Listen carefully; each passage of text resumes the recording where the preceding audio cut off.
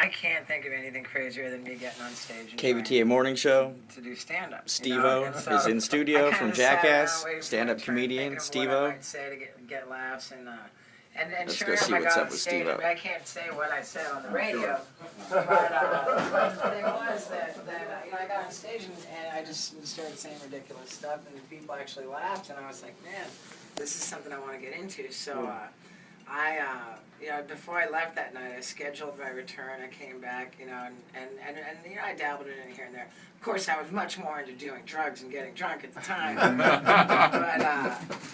But yeah, man, now I've been on tour consistently for the last 3 years doing stand-up. My act is heavily focused on my true experience, and I think that's what sets me apart as a comedian, is that when I tell a story, you can absolutely be sure that it happened.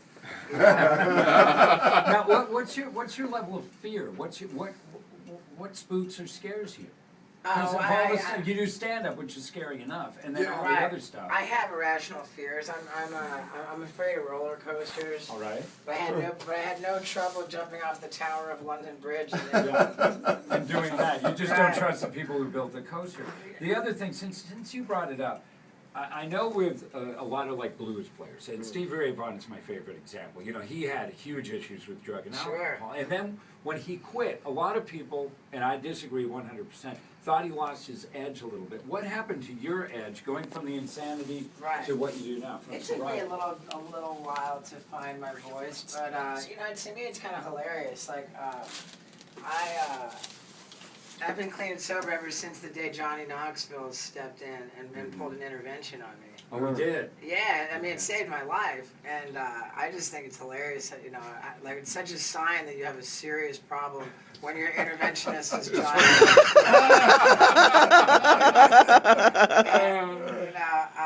And I was locked up and they locked me up in a psychiatric ward under a 5150 hold, which, 5150 is the California law that says if you're deemed harmful to yourself or others, you can be locked up involuntarily for 3 days.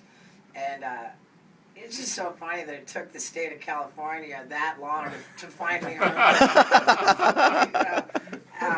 But yeah, Knoxville came over with the director of Jackass, the executive producer, director of photography, the sound guy, the camera. It was like the whole crew of Jackass came over to stop me from hurting myself after they helped me hurt myself. Right.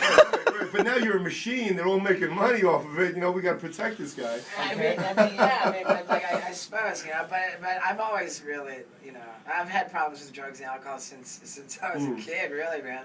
When I was in high school, I started a club called Alcoholics Unanimous. Well, you're in a questionable neighborhood for that issue. So All right, Kvta morning show. Johnny, not Steve-O's in the house. Come on, stick boy. Steve-O in the house. All right, I'm out. It does appear a little I'll even use the word careless or without Well, conscious. yeah. So we might assume that your